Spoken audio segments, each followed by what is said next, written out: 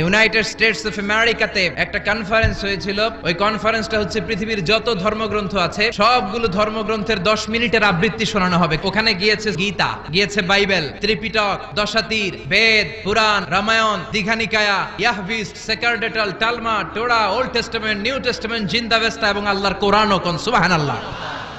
এই কনফারেন্সের উদ্দেশ্য হচ্ছে এইটা চেক করা কোন বইয়ের আবৃত্তিটা বেশি সুন্দর লাগে। সব ধর্মের শায়েকরা, গুরুরা, ধর্মনানকরা আর ফাদাররা আর কারীরা বসেছে।